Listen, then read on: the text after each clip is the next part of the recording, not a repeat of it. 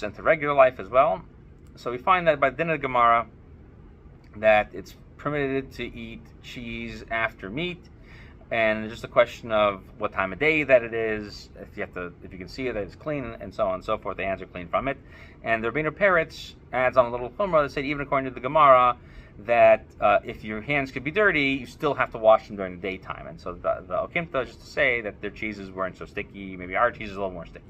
But the simple halacha, which is the one brought in the Rambam, you don't really need to do a whole lot except rinse out your mouth and maybe wash your hands, okay, if it's at night. The Zohar prohibits eating meat after cheese, and that needs to be a whole new meal, and that you have to say Birkas Hamazon, and you have to wait an hour. And that the idea of waiting an hour, even though it's found in the language, is not necessarily the case. With the Gra says that that's exactly what the language is saying. He says the waiting is 1 hour. And then the Mordechai brings the name of the Maharam of Rottenburg that you have to wait on aged cheese because of either the flavor lasts a long time, or the cheese gets stuck in between your teeth. In his case specifically, the meat got stuck between his teeth. The cheese got stuck between his teeth.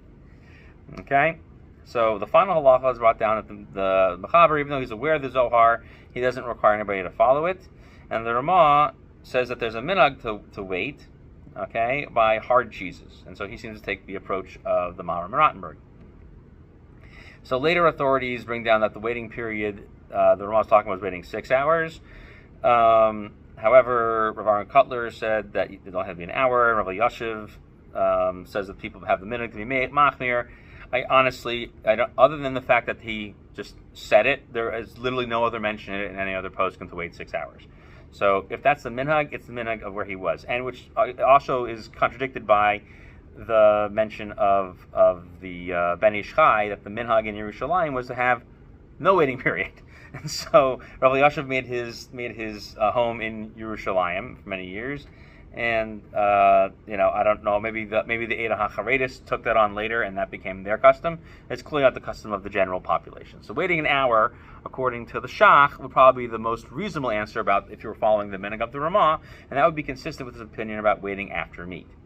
Okay, and the Ben Ish Chai writes that what he did in Baghdad was to be stringent on the aged cheese, but only 1 hour.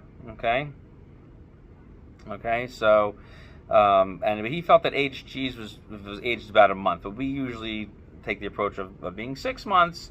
And but nowadays it's hard to even imagine that. So if it's not, you may even be able to be lenient even though it says it's been aged 6